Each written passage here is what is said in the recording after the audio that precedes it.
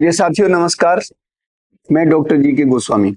आप सभी जानते हैं कि हम यहाँ उत्तर प्रदेश के अंदर एक फोरेंसिक साइंस का इंस्टीट्यूट बनाया गया है उत्तर प्रदेश सरकार के द्वारा, जो लगभग पिछले 2 वर्ष में न केवल भारतीय व्यवस्था में, शैक्षिक व्यवस्था के अंदर उसने अपनी पहचान बनाई है, बल्कि लॉ विद लैब जैसे कंसेप्ट पूरी दुनिया में अपनी धूम मचाए हुए हैं।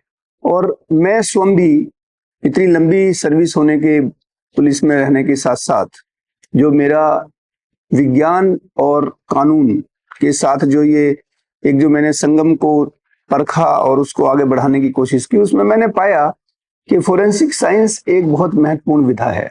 चाहे आप आपराधिक मामलों को देखें, सिविल डिस्प्यूट्स को देखें, और जो मैं अक्सर कहता हूं कि जो फोरेंसिक साइंस है वो एक माइंडसेट है। फोरेंसिक साइंस सच्चाई तक पहुंचने का एक माध्यम है। तो हम सभी ये जरूर समझें कि फोरेंसिक साइंस केवल कोर्ट रूम तक सीमित नहीं है। हमें हर व्यक्ति को फोरेंसिक विजन बनाने की आवश्यकता है।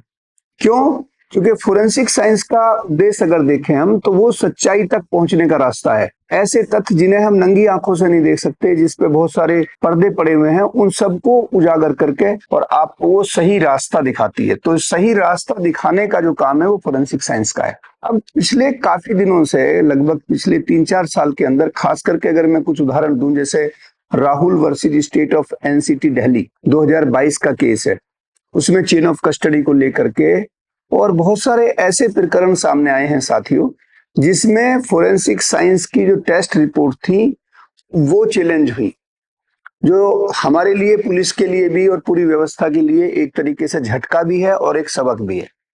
तो मैंने ये उचित समझा कि इस प्लेटफॉर्म के माध्यम से मैं ऐसे पहलुओं पर आपसे बात करूं, चर्चा करूं, कि जिससे आम आदमी को भी ये बात समझ में आए कि फोरेंसिक साइंस की स्ट्रेंथ क्या है और वीकनेस क्या है।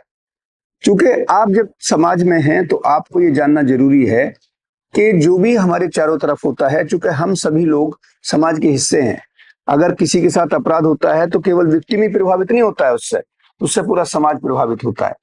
तो मैं अगले कुछ 4-5 जो वीडियो बनाएंगे, उसमें हम आपसे चर्चा करेंगे कि फोरेंसिक साइंस की स्ट्रेंथ क्या है, वीकनेस क्या है, कैसे हम उसको और बेहतर ढंग से कानून व्यवस्था को बनाने में, अपराध को डिटेक्ट करने में, नियंत्रण करने में कैसे हम उसको आगे बढ़ाएं।